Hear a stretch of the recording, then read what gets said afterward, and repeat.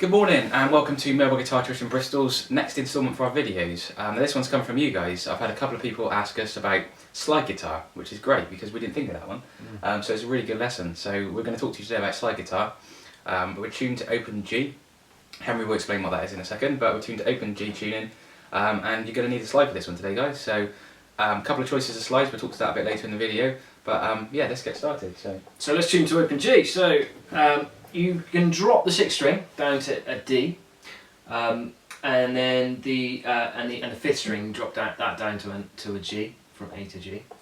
You leave the fourth string as it is, the third string as it is, so you've got that as the fourth string is a D, the third string is a G as usual, and the second string also stays a B, and then you just drop the high string, the E, down to a D as well. So we've got D, G, D, G, B, and then D.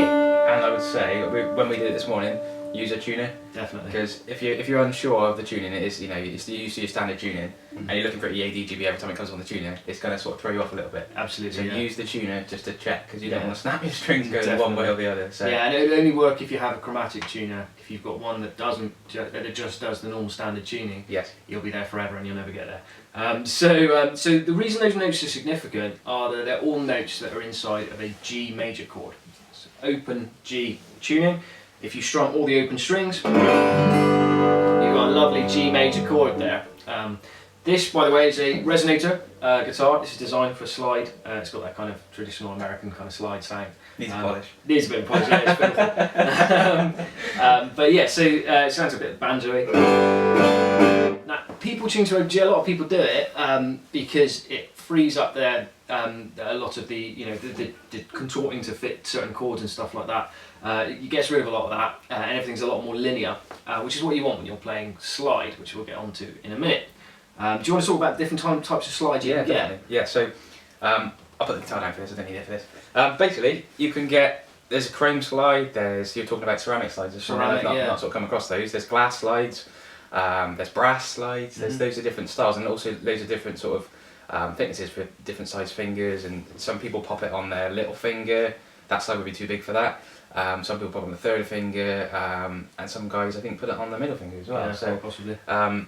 But the reason why I use this finger, the third finger, Henry uses the little finger. So, and there's nothing wrong with that. They're both correct, and they're both ways of doing it. What you want to do though, you don't want to pop it on your first finger because you've got no fingers left to mute behind the slide when you're playing. So if I pop it on that finger, I've now got my middle finger and my first finger to mute behind the notes when I'm playing slide, which is what you're going to need, because when you play slide, if you don't mute, things become very, very noisy. Yeah. So things start ringing out that you don't want to ring out, buzzing, and it's going to be really, really annoying for you. So pick the right slide. So what I would suggest, and what I did when I started looking at this, was I went into PMT or into a shop, wherever you want to go, music shop. At the front of the counter, normally got this glass thing, and you lift the lid, and it's got all the slides sort of in there, lined up in different sizes, and just try a few. Maybe just, they're what sort of, I think I paid sort of £8 for this. Yeah, so not £6-7, not very expensive. So if you've got a bit of money, pay for just a couple, try a couple. Yeah. Or ask the guy in the shop, see if you can try it on a guitar just to check it's right. Yeah, just see what you like, because I remember buying a chrome one initially, because I thought that was the best thing to buy, and then I ended up hating it. So that next time I went down, I bought a glass one, and I bought a different size one as well. So just to try a few out really, and you'll find out what you like. Absolutely. So how do you use it? So we're both in open G here,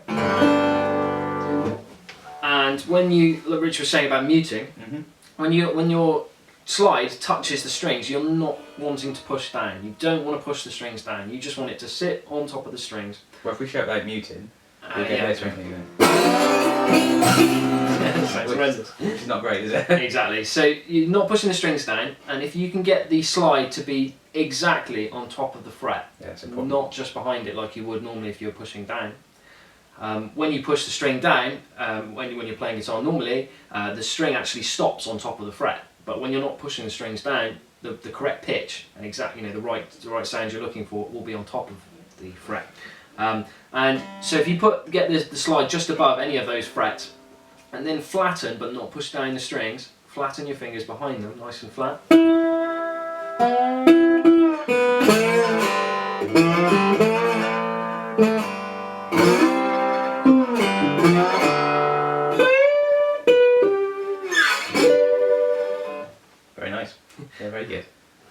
So yeah, that's I mean that's how you achieve the technique, and it's really important what you said there was keeping it on top of the fret.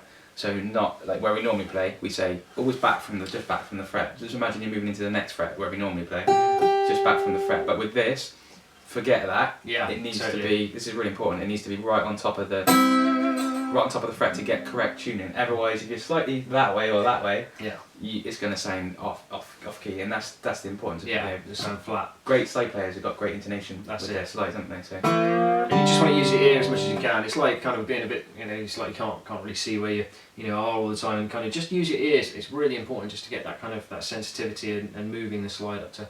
It's okay if you're a little bit out of tune. If you're sliding into tune, it's fine. It sounds great. That's what the beauty of slide. But yeah, try and be aware of your pitch. So maybe playing with backing tracks and things like that's going to really help. So we've got.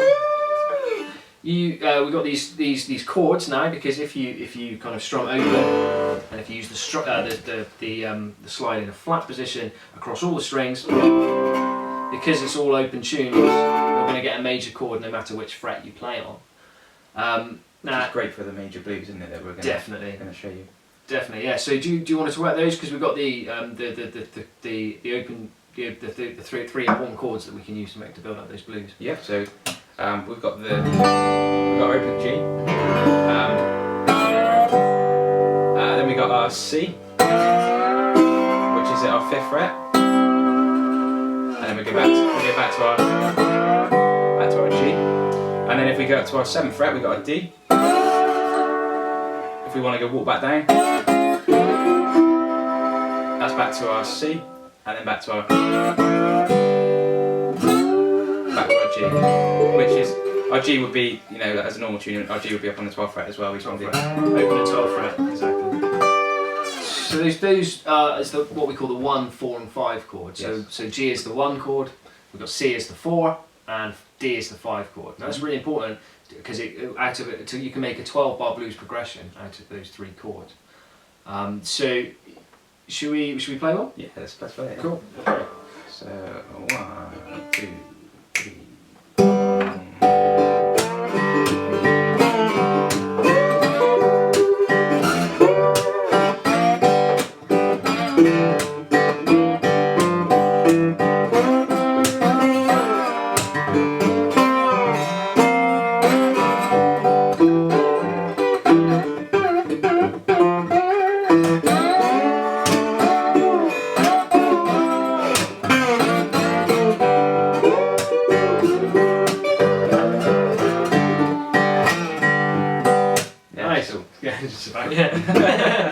Sound good. So so what we were doing there is we started on the 1 chord on the G, and we're just messing about with the kind of 2nd and 3rd fret.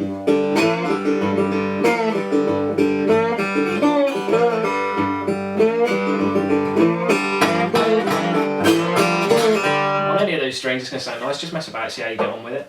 And then when we change to the C chord, we get up to the 4 chord. Slide all the way up to the 5th fret, and we just did a little vibrato on that. So a lot of back and forth. Back to the 1. Or 12. Up to the 5 chord, that's on the fret 7. You went down 7, 6, 5. Just walked it down. And then you ended up on 4 and you went back to 1. You can also end on a 7 if you want after that 1 to turn it all around. It's probably important to say as well, we're actually using our fingers. Right hand, Yeah, not using a plectrum. Reason being is, I don't know, when I've played slide before, I just prefer the fingers. You've got more contact with the fretboard, with the string side. So they use the fingers, and you can feel the strings a bit easier. I think there's a lot can go wrong. A lot of notes can go out of control when you're doing this sort of stuff, and it's nice with your hands because you can just control it. Yes. and get used to that. So I think you're right. It's definitely more comfortable for me. But if you prefer using plectrum, it's fine. Definitely, and you can do single note stuff with a plectrum. You can also do it on an electric guitar. You might find you get a bit of buzzing, which we noticed earlier, didn't we? Well, we tried it on my electric, which is set up for normal electric playing, standard tuning. Low action. Low action. Yeah, you'd want to have action. When we talk about action, it's just the string height away from the fretboard. So how high the strings are. So this acoustic's got a little bit more of a higher action because it's got thicker strings on it. That has got real high action because it's set up for sort of side playing. You would probably want to, I know it's a luxury, but you probably want to have a sort of an ever guitar or a spare guitar which you could set up for slide and just have the strings quite high off the fretboard because it's going to make your job a lot easier. I did see a video there of Guthrie Guthrie Govan doing he put a Rizzler paper, a card of the Rizzler paper when he's obviously smoked it, but he uses that. I'm not sort of saying to go smoking, but he used that to pop in the nut down here. Oh really? To raise the strings up. A bit of paper. A little bit of paper, like a Rizzler paper, just to put down in there the card from it. That's cool. And it raised the strings up, which is quite a cool thing. Yeah. So he doesn't have to set his guitar up for slide. You can do that to raise the strings.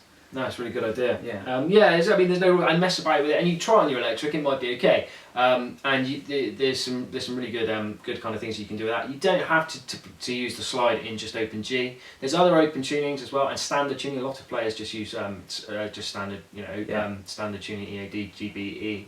Which is a lot harder, isn't it? It's harder, yeah, because you don't have the notes all parallel and lined up, so you have to be very, very precise.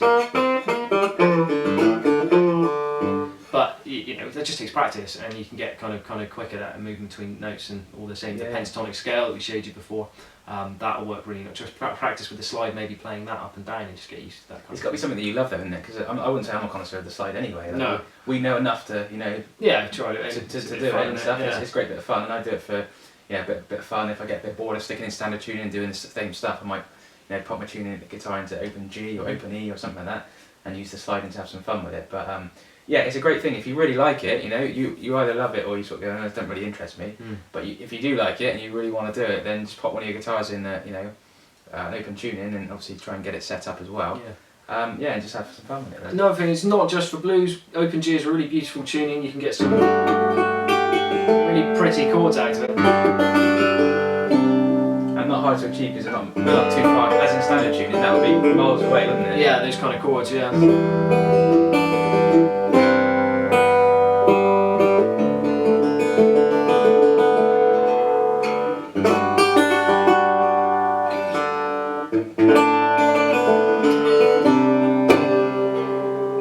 It's a lot of fun, and it just changes, kind of just changes the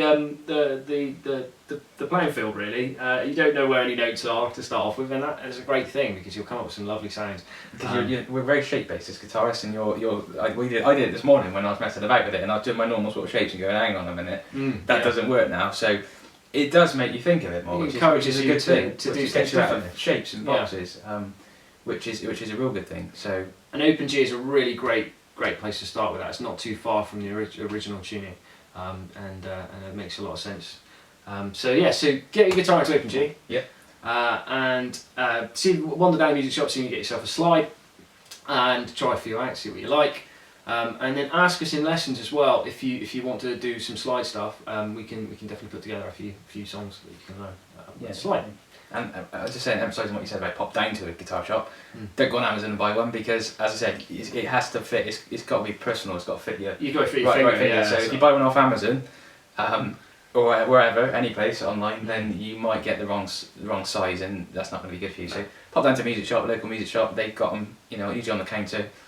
Grab a couple, try a few, sit there for a while, just mess about with it, and then decide on which one you want to go for.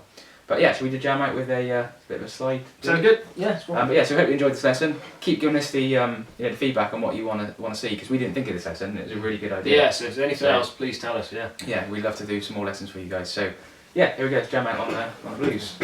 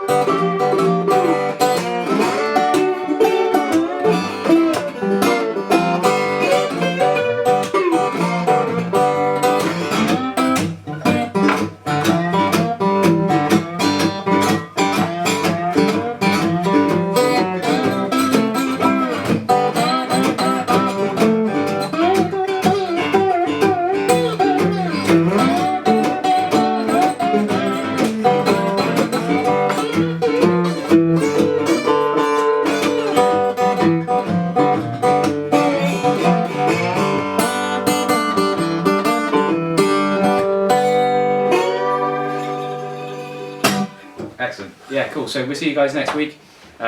Give us feedback on the video, and yeah, we look forward to seeing you next week. Cheers, guys. Thank you. Cheers.